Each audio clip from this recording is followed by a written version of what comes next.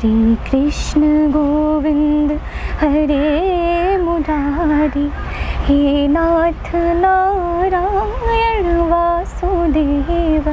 श्री कृष्ण गोविंद हरे मुरारी, हे नाथ नारायण वासुदेव। कि सबका फेवरेट है। अच्छा, हाँ, अच्छा। वो मेरा भी फेवरेट है। लता जी का है। लग जा गले कि फिर हंसी रात हो न हो, शायद फिर इस जन्म में मुलाकात हो न हो। लग जा गले कि फिर हंसी रात हो न हो, शायद फिर इस जन्म में मुलाकात हो न हो। लग जा गले से अच्छा भी है और बुरा भी है। बुरा भी है, हाँ। अगर डिपेंड करता है आप उसको कैसे यूज़ करते हैं। बिल्कुल बिल्कुल। अगर फेसबुक नहीं होता तो यहाँ के मैं म्यूजिशियन से, यहाँ के कलाकारों से मैं जुड़ नहीं पाती। आज अभी देखें तो मेरे फेसबुक पेज कृति सिंह पे 5 लाख फॉलोवर्स से ज़्यादा हैं। तो लोग अभी पसंद करें मेरे गाने को और लोग जुड़ते जा रहे हैं। तो मैं यही कहूँगी कि हर सोशल मीडिया अच्छा है, हाँ। और एंड्रॉयड फ़ोन का इतना योगदान है, जब नहीं था तो इम्पोर्टेंस पता नहीं थी। जी। लेकिन जब हो गया तो बिल्कुल बिल्कुल। जिनसे मैं 2.5 साल से सीख रही हूँ। एक कहते हैं ना कि भटकते भटकते आप सही जगह पहुँच जाते हैं। निश्चित रूप से। हाँ, तो वैसा ही मेरे साथ हुआ है। अभी मैं हमारे गुरु श्री रजनीश कुमार जी हैं, जो बिहार के सबसे पॉपुलर तो कहे नहीं जाए, लेकिन हाँ बहुत गुणी हैं गुरु जी, और बहुत ही अच्छे से सिखाते हैं। तो रजनीश कुमार जी हमारे गुरु जी हैं।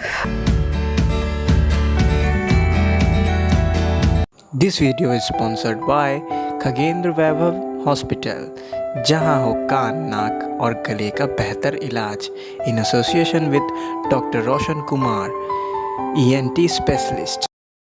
कहते हैं ना, जब हम किसी चीज को सच्चे दिल से चाहते हैं तो विश्व की सारी शक्ति उसे प्राप्त करने में हमारी सहायता करते हैं। नमस्कार, मैं रजनीश कुमार। केबी स्टूडियो के इस खास एपिसोड में मैं आज आपको एक ऐसे सिंगर से मिलवाने जा रहा हूँ जो काफ़ी कम उम्र में काफ़ी अच्छे चर्चित बन चुके हैं। तो चलिए मैं अभी उनसे मिलवाता हूं, और मैं बात कर रहा हूं कृति सिंह जी से।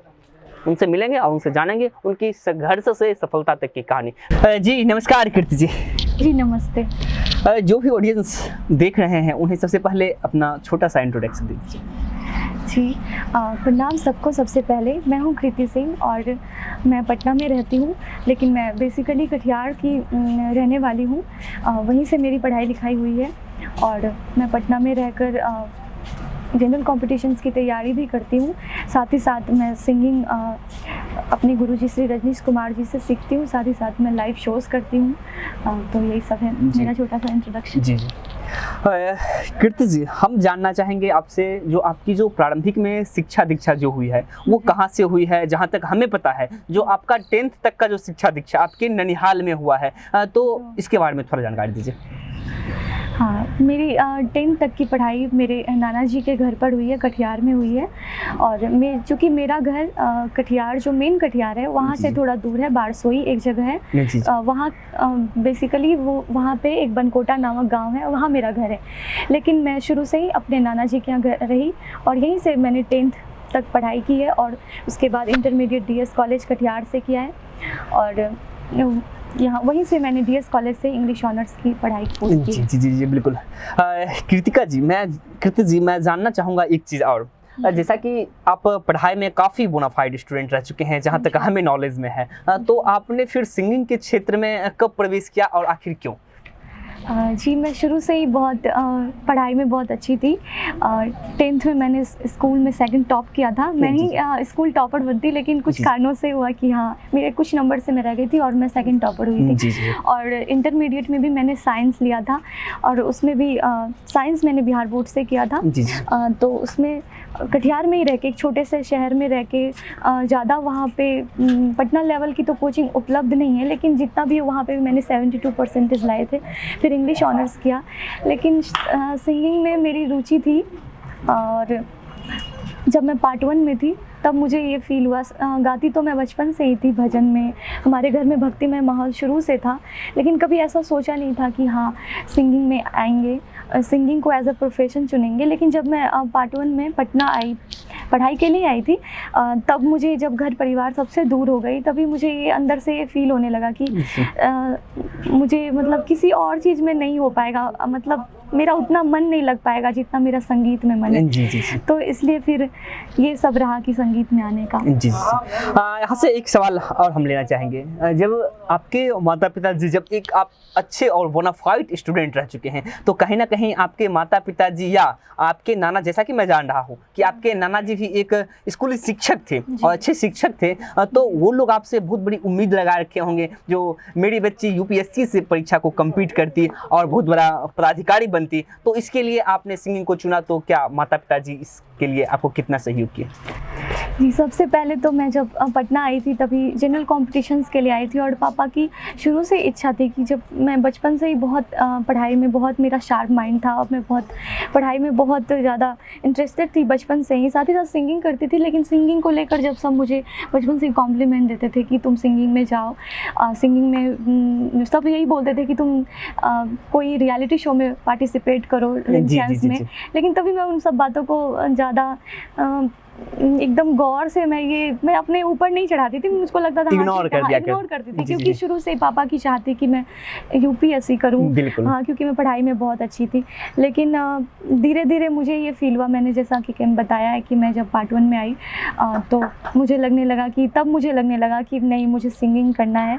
और तब मैंने, लेकिन घर पे ये नहीं बता पाई, तभी भी यही सोचकर मैं चुप रह गई कि पता नहीं घर वाले क्या सोचेंगे, क्योंकि मेरा पूरा फैमिली बैकग्राउंड ही एजुकेशनल है। तो उसमें से ये एकदम अचानक से बोलना कि नहीं मुझे सिंगिंग में जाना है, तो सबको ये लगता कि अचानक इसको क्या हो गया, कि हाँ गाती थी ये सबको पता था, लेकिन सब ने कभी ऐसा नहीं सोचा था कि अचानक से सिंगिंग में आ जाएंगे। तो ये सब लेकिन जब मैं पार्ट 1 में आई तब मैं डिसाइड कर चुकी थी कि जनरल कॉम्पिटिशन्स इन सब लाइन में आने का मेरा यही कारण रहा कि मैं चाहती थी कि कोई भी पहले जॉब ले लें, उसके बाद घर पे नहीं बताया, तभी बहुत छोटी भी थी, तभी माइंड में यही आया कि कोई भी ऐसे जॉब ले लें और हाँ उसके बाद सिंगिंग करने लगेंगे। लेकिन ऐसा हुआ कि जनरल कॉम्पिटिशन एक दलदल टाइप का, इसमें जो एक बार फंसा तो वो एक एग्ज़ाम दिया, फिर उसका 2 साल रिजल्ट का वेट किया, फिर लास्ट में उसका नहीं हुआ। मैं बहुत सारे मेरिट्स में छठी हूँ, तो बहुत मतलब क्वालिफाई करके सिंगिंग को साथ में रख के भी मैंने बहुत सारे एग्ज़ाम को क्वालिफाई किया। लेकिन फिर मैंने छोटे छोटे चीज़ों से वहाँ मैं छट गई। तो मुझे अब तक ये ऐसा फील हुआ कि हाँ, तभी अगर मैं घर पे स्टार्टिंग में ही बता देती तो ऐसा नहीं होता। लेकिन फिर धीरे धीरे मम्मी पापा लोग हाँ एग्री किए, लेकिन हाँ उन लोगों के मन में ऐसा ही डर है कि डर नहीं, एक संशय है कि पता नहीं सिंगिंग में जाएं तो आगे बढ़ पाए या नहीं, इसको लेकर। लेकिन मेरे मम्मी पापा शुरू से इतने सपोर्टिव रहे कि वो लोग ज़्यादा वो नहीं किए कि हाँ ये मत करो वो मत करो। हाँ ये सब कारण रहा। लेकिन हाँ उन लोगों के मन में थोड़ा संशय है कि पता है सिंगिंग कर रहे तो आगे जाएगी या नहीं जाएगी, तो इसलिए। यहाँ से एक सवाल और हम लेना चाहेंगे आपसे, अगला सवाल। जैसे कि हद तक देखता हूँ कि लड़कियों को गांव से आके और पटना जैसे शहरों में रहना बहुत ज़्यादा स्ट्रगल लगता है, बहुत ज़्यादा संघर्ष लगता है और बहुत ज़्यादा अनकंफर्टेबल महसूस कहीं ना कहीं करते हैं। तो पटना में रहकर लड़की को रह के तैयारी करना और पढ़ाई करना, रहना, ये सब जो सिलसिला है, इसमें आप क्या कहना चाहेंगे? कितना ज़्यादा ये दिक्कत की बात है? सच में एक लड़की के लिए तो वाकई में बहुत दिक्कत की बात है, क्योंकि पहले तो पेरेंट्स बहुत सपोर्टिव होने चाहिए, शिक्षित होने चाहिए। क्योंकि मैं जब अपने बारे में बताऊंगी कि मैं ऐसे गांव से बिलोंग करती हूँ, तो उसी से आप लोग अंदाज़ा लगाएं कि अभी भी वहाँ का ये हाल है कि अभी बारसोई एक जगह है कटिहार में, वहाँ की मैं रहने वाली हूँ, बनकोटा नामक गाँव। लेकिन अभी भी जब मैं बाहर रहती हूँ तो वहाँ के बारे में कुछ सर्च करती हूँ, कुछ पता करने का मेरा प्रयास रहता है, तो मुझे नहीं मिल पाती वहाँ की न्यूज़। तो वहाँ अभी भी इतने पिछड़े टाइप के, वहाँ पे मतलब इतने पीछे हैं वो लोग, वहाँ के एरिया वाइज लोगों को देखा जाए तो मैं वैसे जगह से बिलोंग करती हूँ। लेकिन हाँ मम्मी पापा शिक्षित हैं, पेरेंट्स शिक्षित हैं, तो उसके कारण मुझे आगे बढ़ाया गया। और मैं लड़कियों के लिए ये कहना चाहूँगी, हाँ उनके मम्मी पापा सबसे बड़े स्ट्रॉन्ग पॉइंट है कि वो लोग सपोर्टिव होने चाहिए और पटना में रह के ऑब्वियसली बहुत दिक्कत होती है लड़कियों को, लेकिन लड़की जो काम करने आई है अपने चीज़ों पे, वो जो भी करे, जिस भी फील्ड में आई है या जो भी करना है उसमें एकदम फोकस्ड रहे, क्योंकि यहाँ भटकाव के बहुत सारे साधन हैं, लेकिन हाँ जो क्या कहें कि माइंड डिस्ट्रैक्ट करने के बहुत सारे आप लोगों को चीज़ें मिल जाएंगी, लेकिन आप लोगों को माइंड एकत्र करने का बहुत कम साधन मिलेगा। तो लेकिन आपको उसमें स्ट्रिक्ट रहना है कि आप कहाँ से आए हो, क्या एम है, तो उस पर हमेशा स्ट्रिक्ट रहे। परेशानियाँ आएंगी, लेकिन हाँ अगर आप में है, करेज है, तो धीरे धीरे सारी परेशानियाँ ऑब्वियसली कम होती हैं। बिल्कुल बिल्कुल बिल्कुल। हाँ, एक और सवाल आगे लेना चाहेंगे हम आपसे। जैसा कि आपने सिंगिंग के क्षेत्र में जब इन किए तो इसके कोई ना कोई एक हर चीज़ के एक गुरु होते हैं, तो सिंगिंग के क्षेत्र में आपको मार्गदर्शन कहाँ से मिला और उस क्षेत्र में आपको आने के लिए सबसे बड़े सहयोग के रूप में किन्हें आप पाते हैं? हाँ, सबसे पहले तो जब मैं सिंगिंग लाइन में आई तो सिंगिंग लाइन में मैंने बताया कि जब मैं जनरल कॉम्पिटिशन्स कर रही थी तो उसमें ऐसा हुआ ना कि जब मेरा ग्रेजुएशन भी नहीं हुआ था तब से मैं जनरल कॉम्पिटिशन्स के एग्ज़ाम्स को निकालने लगी थी। लेकिन मेरिट में मैं छट जाती थी कुछ नंबर से, जहाँ पे दूसरी लड़कियाँ एक दूसरे से बात कर रही हैं या घूम रही हैं, या वहाँ मैं एकदम बिल्कुल टाइम वेस्ट नहीं करती थी, क्योंकि मेरे माइंड में यही था कि हाँ कोई भी पहले एग्ज़ाम निकालना है और उसके बाद सिंगिंग में आना है। तो मेरे दिमाग में मेरा एम फिक्स था, तो इसके कारण मैं ज़्यादा अपने काम में फोकस्ड रहती थी, इसके कारण मेरा रिजल्ट आने लगा था। जैसे कि आपका सिंगिंग के क्षेत्र में प्रवेश हुआ, एंट्री हुआ, तो वहाँ से आपके सबसे बड़े सलाहकार कही जाए, आपके गुरु कही जाए, वो कौन थे? इसके बारे में थोड़ा जानकारी दीजिएगा। जी, मैं गुरु के बारे में पहले बताने से पहले मैं ये कहना चाहूँगी, जब मैं जनरल कॉम्पिटिशन की तैयारी के लिए पटना आई थी तभी तो मैं कॉम्पिटिशन ही कर रही थी। जी। और जब दूसरी लड़कियों के एक भी एग्ज़ाम क्वालिफाई नहीं होते थे उस टाइम मेरा जब ग्रेजुएशन भी नहीं हुआ था, मैंने 1 साल के अंदर ही यहाँ पे एग्ज़ाम्स निकालने शुरू कर दिए थे, क्योंकि मैं हमेशा फोकस्ड रहती थी। जहाँ दूसरी लड़कियाँ एक दूसरे से बात करने में टाइम वेस्ट कर रही हैं या कुछ भी वो लोग अपना किसी भी तरह से टाइम वेस्ट करें, वहाँ मैं एक कोने में बैठ के अपना पढ़ती रहती थी, क्योंकि मेरे माइंड में एक फिक्स पॉइंट था कि हाँ मुझे कोई भी जॉब लेना है, उसके बाद मुझको सिंगिंग लाइन में आना है। तो ये था। तो जब थोड़े चीज़ों से जब मेरिट में छटने लगे तो अंदर से ये हुआ कि पता नहीं अब छट रहे हैं, अब पता नहीं कब सीख पाएंगे, एक अंदर से फ्रस्ट्रेशन होने लगा। तो मैंने घर पे बिना बताए क्या किया था कि 2017 का वो टाइम है जब मैंने ना एक सर्च करके बहुत ही, क्योंकि मेरा सिंगिंग यहाँ पे भी किसी लोगों से कोई जान पहचान नहीं थी मेरी, तो मैंने ये किया कि एक पता लगाकर एक भैया थे उनके माध्यम से एक छोटे से इंस्टीट्यूट में मैंने एडमिशन लिया। लेकिन वहाँ पे भी मैंने 2 महीने सीखा और 2 महीने सीखा, फिर 2 महीने बाद फिर 6 महीने मैंने नहीं सीखा, क्योंकि मेरे पास उस टाइम घर से बहुत लिमिटेड पैसे आते थे और उसी पैसे में मैनेज करना होता था। तो ये था कि उस टाइम नहीं हो पाया, नहीं सीख पाई वहाँ पे। बस मैंने 10 क्लास मुश्किल से किए होंगे और फिर मैंने वहाँ पे छोड़ दिया। लेकिन वहाँ से कुछ दोस्त मिले, कुछ जान पहचान हुई। फिर 6 महीने नहीं किया, लेकिन हाँ 6 इस बीच में जो मेरे एग्ज़ाम्स निकलते थे तो आसपास जहाँ मैं हॉस्टल में रहती थी वहाँ की आसपास की लेडीज़ लोगों को पता था कि हाँ इसका एग्ज़ाम निकलता है, तो उन लोगों ने बोला कि हाँ मेरे बेटे को पढ़ाओ, उसका छोटा सा बच्चा था। तो मैं ट्यूशन पढ़ाने लगी, तो उससे जो अर्निंग होती थी उसके बाद मैंने एक दूसरे इंस्टीट्यूट में हिस्सा लिया, मतलब वहाँ पर एडमिशन किया। फिर वहाँ पर भी मैंने 6 महीने सीखा। उसके बाद जो अभी के मेरे गुरुजी हैं जिनसे मैं 2.5 साल से सीख रही हूँ, एक कहते ना कि भटकते भटकते आप सही जगह पहुंच जाते हैं। निश्चित रूप से। हाँ, तो वैसा ही मेरे साथ हुआ है। अभी मैं हमारे गुरु श्री रजनीश कुमार जी हैं, जो बिहार के सबसे पॉपुलर तो कहे नहीं जाए, लेकिन हाँ बहुत गुणी हैं गुरु जी और बहुत ही अच्छे से सिखाते हैं। तो रजनीश कुमार जी हमारे गुरु जी। जैसा कि मैं जान रहा हूँ आपका सिंगिंग के क्षेत्र में जब एंट्री हुआ तो उसके बाद जब आपको शूट के लिए बोला जाता था और शूट के लिए आपको कॉल आती थी, तो आपके शो के लिए बोला जाता था और आपको कॉल जब आती थी, तो शो में आप जाने से बहुत ज़्यादा हिचकिचाते थे और उन्हें कंफर्म करने के लिए भी आप हिचकिचाते थे। ऐसा मन में आपको क्यों होता था? इसके बारे में जानकारी। जी, जो मैं क्योंकि शो लाइन, हाँ सिंगिंग में क्लासेस कर रही थी, लेकिन शो लाइन के लोगों से जब मैं फेसबुक पे देखती थी कि हाँ पटना में शोज़ होते हैं, इवेंट्स होते हैं, वहाँ पे सिंगर्स आते हैं, बैंड्स आते हैं, वो गाते हैं, एंकर्स आते हैं, बहुत अच्छे ड्रेसेस रहते हैं उनके। तो मैं तो सिंपल सी थी, स्टूडेंट थी और क्लासेस करती थी। करने का सिंगिंग का ऑब्वियसली मन था, लेकिन एक डर सा मन में था कि पता नहीं, एक चकाचौंध सी दुनिया लगती थी कि जी, जी, पता जी। नहीं यहाँ क्या होता होगा, अंदर से एक डर था। तो जब मुझे फेसबुक मैसेंजर पे सब पूछते थे म्यूजिशियंस या और दूसरे आर्टिस्ट की, बेटा तुम, क्योंकि मैंने अपने फेसबुक आईडी में वर्ड्स एज सिंगिंग लिखा हुआ था, अच्छा। तो लोग मुझसे पूछते थे मैसेंजर पे कि बेटा क्या तुम गाती हो? तो मैं उनको कहती थी कि हाँ सर गाते हैं। तो बोलते थे कुछ गाकर भेजो, तो मैं गाकर भेज देती थी और उनको पसंद भी आता था। वो लोग कॉम्प्लीमेंट देते थे कि जी, हाँ जी, जी। तुम तो बहुत अच्छा गाती हो। लेकिन तब वो लोग बोलते थे कि हमारा एक शो है, तुम आ जाना इस दिन, तो क्या पेमेंट लोगी? तो मैं पेमेंट के नाम से डर जाती थी, सोचती थी कि ये लोग पेमेंट देते हैं तो पता नहीं शो में क्या होता होगा, एकदम चकाचौंध सा लगता था। तो अंदर से ये डर रहता था, तो ये सब रहता था, जी। इसके कारण मैं रिप्लाई नहीं देती जी थी। जी जी जी। हाँ, जैसा कि आप बताए, जो कहीं ना कहीं एक डर का माहौल बना रहता है। आप सुन रहे थे कृतिका जी से, इनकी जो प्रारंभिक शिक्षा दीक्षा जो हुई वो कहाँ से हुई, इनका जो संगीत के क्षेत्र में आना हुआ वो कहाँ से हुआ, इनका जो संघर्ष रहा वो कैसा रहा, और फिर पटना जैसे शहरों में एक गर्ल्स के लिए कितनी सारी दिक्कतें होती है, और उस दिक्कतों और उस भटकाव को किस तरह एकत्रित करके, माइंड को स्थिर करके हम अपनी अचीव को फोकस कर सकते हैं। तो ये सब बात सुन रहे थे। चलिए, इस खास एपिसोड में मैं आपसे अगली सवाल लेना चाहूँगा। जब आपका पहला शो था और इस शो के दरमियान में तो आपका सबसे पहला गाना कौन सा था, वो हमारे प्लीज़ दर्शकों को गुनगुना के बताइएगा।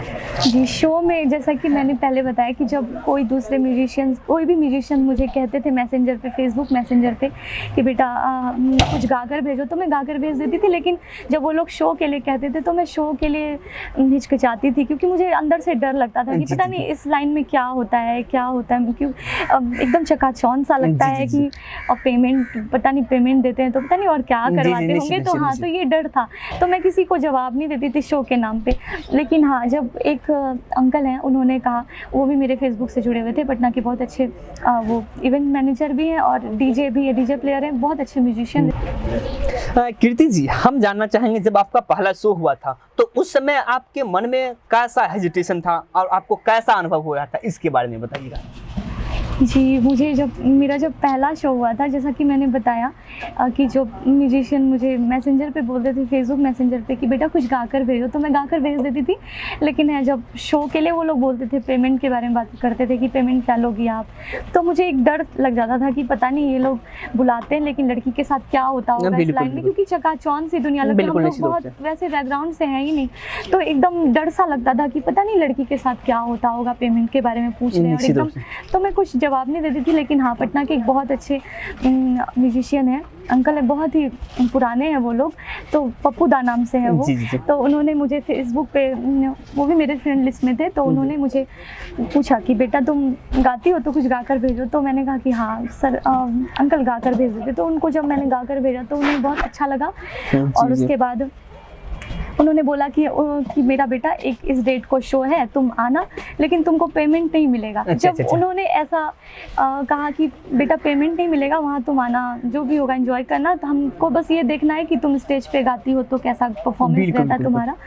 तो जब उन्होंने मुझको ऐसा पूछा, बोला, और तब मुझे उनका आंसर बहुत ईमानदार लगा कि मतलब वो कि पेमेंट नहीं देंगे बेटा, लेकिन तुम आना, बस हम तुमको स्टेज पे गाते सुनना चाहते। क्योंकि इससे पहले उनको मैंने बोला कि मैं बहुत स्कूल और कॉलेजेस में गए हैं, लेकिन हाँ एज ए प्रोफेशनल पैसे लेकर कहीं पे होता है परफॉर्म करना, वो नहीं किया अब तक। तो उन्होंने बुलाया इस डेट को। उस डेट में जब वो डेट आया तो यहाँ मेरे बहुत सारे जैसे होता है ना, गांव घर के भाई लोग पढ़ते थे, तो वो दो भाई मेरे साथ गए थे कि देखने के लिए पता नहीं क्या होता है, और हम भी डरे हुए थे। तो हम वहाँ गए, तो स्टेज पे गए तो सब कुछ था, थोड़ा तो डर लग रहा था कि सब वहाँ अच्छे ड्रेसेस पहन कर आए थे, हम लोग एकदम नॉर्मल ड्रेस में थे। और जब स्टेज पे परफॉर्मेंस हुई मेरी, ट्रैक पे गाना था, 2 सॉन्ग मैंने गाया था, और सब ऑडियंस इतने खुश हो गए थे और सबको इतना पसंद आया था, सब ने बहुत तारीफ़ की थी और हम लोगों ने एंजॉय किया। फिर अंकल ने बोला कि हाँ बेटा कोई और गाना हो तो गाएं, लेकिन तभी मैंने 2 ही गाना रेडी करके मैं गई थी, तो वहाँ 2 गाना गाए और वापस आए। तो ऐसा मेरा पहला रहा, अच्छा लगा था, स्टेज रहा था। जी हाँ, तो हम सबसे पहले इसी कड़ी में आपसे जानना चाहेंगे, जो सबसे प्रथम जो आपका एल्बम बना था, ये सॉन्ग रिलीज हुआ था, तो कौन सा गाना था वो थोड़ा हमारे दर्शकों को बताइएगा। जी, अभी तो मैं शुरुआत कर रही हूँ यूट्यूब पर बहुत अच्छे से। तो मेरा पहला गाना जो है वो श्री कृष्ण गोविंद हरे अच्छा, मुरारी। अच्छा, अच्छा, अच्छा। जी, वो अपने गाना अपने ठाकुर जी को ही डेडिकेट किया है मैंने, क्योंकि जब से मैं पटना में हूँ और जब भी मैं अकेले रहती हूँ, बचपन से ही कहा जाए तो उनको ही अपना दोस्त, साथी, उनको वाह। अपना गुरु, मार्गदर्शक सब उनको मान लिया है। जी, जी। और तो उनसे बहुत भावनात्मक मेरा कनेक्शन है, तो उनको ही डेडिकेट करके मैंने ये गाया था। अच्छा, अच्छा। सबको बहुत उसको अप्रिशिएट किया है सबने। जी, जी। तो ये रहा है। जी। हम उन तमाम दर्शकों को यह जो आपका हे कृष्णा श्री कृष्णा हरे मुरारी, वो जो आपका गाना का बोल है वो प्लीज 2 लाइन कम से कम हमारे दर्शकों को, ओके। हमारे ऑडियंसों के लिए। श्री कृष्ण गोविंद हरे मुरारी, हे नाथ नारायण वासुदेव। श्री कृष्ण गोविंद हरे मुरारी, हे नाथ नारायण वासुदेव। पितुमात स्वामी सखा हमारे, पितुमात स्वामी सखा हमारे। तुम हो हमारे, हम हैं तुम्हारे, नाथ नारायण वासुदेव।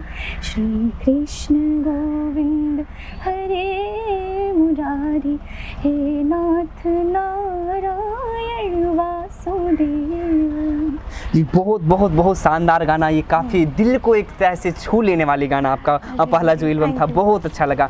मैं इसी कड़ी में आपसे जानना चाहेंगे, कटिहार के जो वहाँ के परिवेश रहा है आपका, वहाँ से आप जहाँ से आप पले बढ़े हैं निश्चित रूप से, तो वहाँ के बारे में, वहाँ की क्या स्थिति है उसके बारे में थोड़ा हमें बताइएगा, वहाँ का ऐसा माहौल है? जो मैं कटिहार का अगर मेन टाउन की बात करें तो ऑब्वियसली बहुत अच्छा है। जी, जी, जी। क्योंकि जो कोई भी शहर का, कोई भी ज़िले का जो मेन टाउन होता है, एरिया होता है, वो तो बहुत अच्छा रहता है। जी, जी, जी। और मैं शुरू से ही कटिहार में रही हूँ अपने नाना जी के यहाँ, तो वहाँ तो सब बेटर है। लेकिन जो हमारा गांव है बारसोई, जो मेरा गांव है, जी, जी। वो थोड़ा कटिहार से दूर पड़ता है। जी, जी। और जो मेरा पर्सनल गांव है बनकोटा नाम का, जी, जी। तो उस एरिया में कहा जाए तो वो एरिया उतना डेवलप्ड नहीं है। Developed अभी भी नहीं है। वहाँ पे देखा जाए तो हर चीज़ की बहुत ज़्यादा कमी है। लेकिन हाँ, एजुकेशन लोग कर रहे हैं। जी, जी। बहुत सारी चीज़ों में सुधार भी आया है, जी, जी। लड़कियों को भी पढ़ाया जा रहा है। लेकिन बिल्कुल। अभी ज़मीनी स्तर पे बहुत चीज़ें होनी चाहिए वहाँ जी, पे, जी। डेवलपिंग होनी चाहिए वहाँ पे। तो मैं तो यही जी, कहूँगी जी। कि हमारे क्षेत्र में बहुत पिछड़ापन है। जी।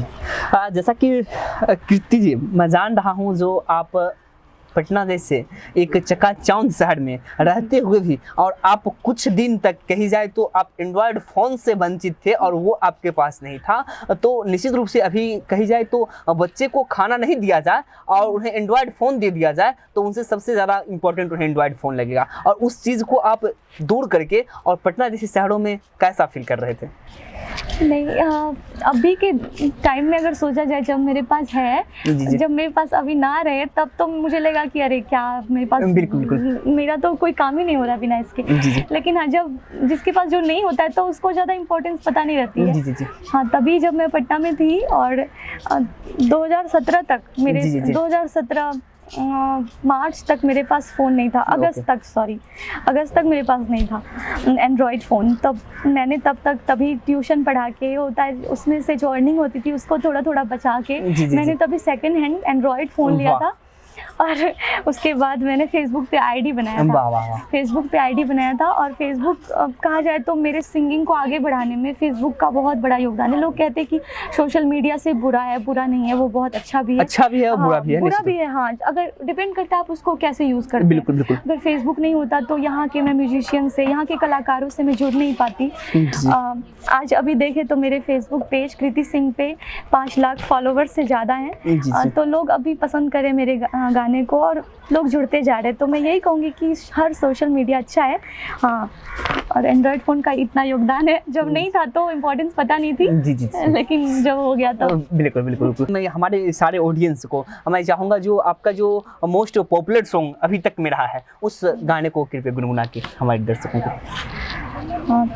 जो मैंने अब तक तो 2 ही एल्बम निकाले हैं, जी। अभी सारे आने वाले हैं, जी जी बैक टू बैक आएंगे, लेकिन जो सबसे पॉपुलर अब तक का कहा जाए तो श्री कृष्ण गोविंद हरे मुरारी जी, ही जी। है, तो मैं उसको ही सुना देती हूँ। जी जी श्री कृष्ण गोविंद हरे मुरारी, हे नाथ नारायण वासुदेव।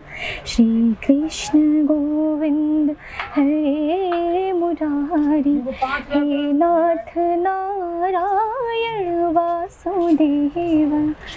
पितुमात स्वामी सखा हमारे, पितुमात स्वामी सखा हमारे, तुम हो हमारे हम हैं तुम्हारे। नाथ नारायण वासुदेव। श्री कृष्ण गोविंद हरे मुरारी, हे नाथ नारायण वासुदेव। जी जी थोड़ा सा हमारे ऑडियंस को आपका जो वो पंजाबी एक फॉग आया है वो भी हाँ। 2 लाइन जरूर। अच्छा, तो पंजाबी फोक है, लेकिन वो बॉलीवुड में बना जी, था, जी, तो जी, जी। उसका वो है दुनिया नाम से वो सॉन्ग है। वाह बुलावे तुझे यार आज मेरी गलियां, बसाऊं तेरे संग में सलंग दुनिया। ओ बुलावे तुझे यार आज मेरी गलियां, बसाऊं तेरे संग में सलंग दुनिया। ना आए कभी दोनों में जरा भी फासले, बस एक तू हो एक मैं हूँ और कोई ना। है मेरा सब कुछ तेरा तू समझ ले, तू चाहे मेरे हक की जमीन रख ले, तू सांसों पे भी नाम तेरा लिख दे। मैं जीऊं जब जब तेरा दिल धड़के।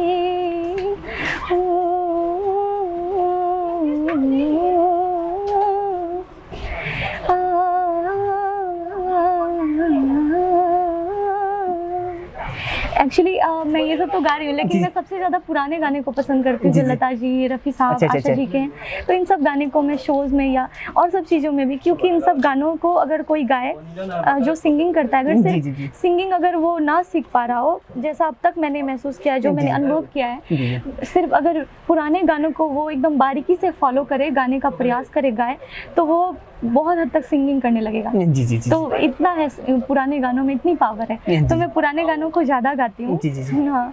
अच्छा अच्छा अच्छा तो मैं इसी कड़ी में आपसे एक चीज़ जानना चाहूँगा। अगर हमारे जो भी ऑडियंस आपको फॉलो कर रहे हैं, जो भी ऑडियंस आपको अभी हमारे चैनल के माध्यम से पसंद कर रहे हैं, तो वो आपका वीडियो या ऑडियो जो भी हो, तो वो कहाँ से देख सकते हैं, इसके बारे में अपने माध्यम से थोड़ा बता दीजिएगा। हाँ, जो भी मेरा ऑडियो या वीडियो जो भी मेरे सॉन्ग्स को सुनना चाहते हैं, तो वो लोग मेरे पेज कृति सिंह उसको फॉलो कर सकते हैं, या फिर मेरे यूट्यूब चैनल कृति सिंह, सेम कृति सिंह को फॉलो कर सकते हैं, या लाइक सब्सक्राइब कर सकते हैं। तो उसका KRITY कृति और SINGH सिंह, इस नाम से सर्च करें तो उसमें मेरा फोटो लोगो आ जाएगा, जी, जी। और उसको आप लोग पेज पे देख रहे हो तो ज़रूर आप लोग फॉलो कर दें, लाइक कर दें, जी। और यूट्यूब को सब्सक्राइब कर दें। कलाकारों में भी एक दल भी बना हुआ है कि कोई अपने ही जितने भी उनके लोग हैं उनको सपोर्ट करें, कोई अब गुट बनाए हुए कि हाँ इनको सपोर्ट करें, उनको सपोर्ट करें। तो ये नहीं होना चाहिए, क्योंकि कलाकार उसका कोई ये नहीं होता है कि वो इस कैटेगरी का, उस कैटेगरी का कलाकार होता है। तो ये सब भी कारण है, और जहाँ सरकार की भी थोड़ी ढिलाई है कि बिहार में अभी तक वैसा कला संस्कृति को उतना ज़्यादा अभी के टाइम में डेवलप नहीं हो पा रहा है। लेकिन हाँ, धीरे धीरे चेंजिंग आ रही है, जब से यूथ इस लाइन में आए हैं और जब से सोशल मीडिया ने स्थान लिया है, तो यहाँ के भी बहुत सब ऐसे कलाकार हैं जो बहुत फेमस हो रहे हैं सोशल मीडिया के माध्यम से अपने आर्ट को दिखाकर। जी जी जी मैं आखिरी में आपसे सवाल लेना चाहेंगे। आपको उन कलाकारों के लिए, आपको उन ऑडियंसों के लिए, आपको उन आपके ज़िला वासियों के लिए, आपके गांव वासियों के लिए और बिहार वासियों के लिए आपका क्या खास संदेश रहेगा, ताकि इस तरह की जो प्रतिभा है वो निखर के आए। और जैसा कि मैं जान रहा हूँ, आपका जो एक कटिहार ज़िला है वो प्रॉपर्ली अभी बहुत ज़्यादा इस मामले में, सोशल मीडिया के मामले में कही जाए तो पिछड़ा हुआ है, उनके लिए आपका क्या खास संदेश रहेगा? हाँ, कटिहार जो प्रॉपर है वहाँ के बारे में तो मैं नहीं बता पाऊँगी, क्योंकि वहाँ पे हो सकता है वो एरिया अभी सोशल मीडिया पे अगर मैं वहाँ के प्रॉपर कटिहार के बारे में सर्च करती हूँ तो वहाँ के बहुत सारे न्यूज़ मिल जाते हैं। लेकिन जब मैं अपने बारसोई क्षेत्र, जो मेरा क्षेत्र है बारसोई और मेरा गांव है बनकोटा, तो जब मैं बारसोई क्षेत्र के बारे में कुछ भी जानना चाहती हूँ, वहाँ की कुछ भी डेली न्यूज़ को, तो वो तक मुझे नहीं मिल पाता है। तो वो एरिया इस टाइप का है कि वहाँ पे वहाँ के यूथ को आगे आना चाहिए इस लाइन में कि सोशल मीडिया पे जो भी हो, अगर वहाँ के कलाकार हैं तो वो लोग उस पर एक्टिव हो सकते हैं, और जो कटिहार के कलाकार हैं वो भी एक्टिव हो सकते हैं। क्योंकि मुझे ऐसा लगता है कि अभी के टाइम में अगर सोशल मीडिया को सही तरीके से यूज़ किया जाए तो बहुत ज़्यादा बेनिफिशियल है। और जहाँ हर कलाकार के लिए तो मेरा यही संदेश है कि अपने कहीं ना कहीं अपने आर्ट को फॉलो करें और उसे, क्योंकि बहुत मुश्किल से आर्ट मिल पाता है और आर्ट हमेशा भगवान का दिया हुआ होता है। जो भी किन्हीं में भी जो कलाकारी है तो वो सच में भगवान की दी हुई है और वो सबको नहीं मिल पाती है। तो जिनमें भी है टैलेंट, वो टैलेंट को दबने मत दें। कहीं से भी हो, कहते हैं ना कि आपके पास अगर कुछ नहीं हो ना, जिनके पास कुछ नहीं होता ना वो लोग कमाल करते हैं। बिल्कुल बिल्कुल, कि सबका फेवरेट है। अच्छा, हाँ, तो वो मेरा भी फेवरेट है। लता जी का है। लग जा गले कि फिर हंसी रात हो न हो, शायद फिर इस जन्म में मुलाकात हो न हो। लग जा गले कि फिर हंसी रात हो न हो, शायद फिर इस जन्म में मुलाकात हो न हो। लग जा गले से ये दिल तुम बिन कहीं लगता नहीं, हम क्या करें। ये दिल तुम बिन कहीं लगता नहीं, हम क्या करें। तसव्वुर में कोई जचता नहीं, हम क्या करें। तुम ही कह दो अब है जाने वफा, हम क्या करें। ये दिल तुम कहीं लगता नहीं, हम क्या करें। मिट्टी में मिल जावा, गढ़ बन के मैं खिल जावा, इतनी सी है दिल की आरज़ू। तेरी नदियों में बह जावा, तेरे खेतों में लहरावा, इतनी सी है दिल की आरज़ू।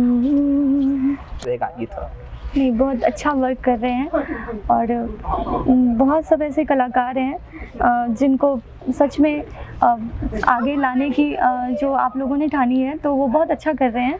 तो ये मुझे तो बहुत अच्छा लगा कि अच्छी मुहिम है इतने हर परिस्थिति में, क्योंकि आज बारिश हो रही थी जैसा कि मैंने देखा, लेकिन फिर भी आपकी टीम जुटी हुई थी। मैं 2 घंटे लेट आई तो उसको भी आप लोगों ने तो ये सब सारे चीज़ों को मिलाकर चल रहे हैं, तो बहुत अच्छा काम कर रहे हैं। तो खास एपिसोड में बने रहिए और इनका जो वीडियो है वो देखने के लिए डॉक्टर रोशन कुमार जी का एक फेसबुक चैनल है, उस पेज को आप लोग लाइक कीजिए, शेयर कीजिए, ताकि इस तरह के नए नए प्रतिभावान से मिलने का आपको मौका मिलता रहे। जी हाँ, मेरा एक यूट्यूब चैनल है स्टार्स ऑफ बेगूसराय, इस चैनल को भी आप लोग सब्सक्राइब कर लें ताकि इस तरह के नए नए चहेतों से मिलने का आपका मौका मिलता रहे। मैं विदा लेता हूँ इस खास एपिसोड से। देखते रहिए KB studio Begusarai Bihar. Cameraman Rocky Kumar के साथ केबी स्टूडियो। Thank you.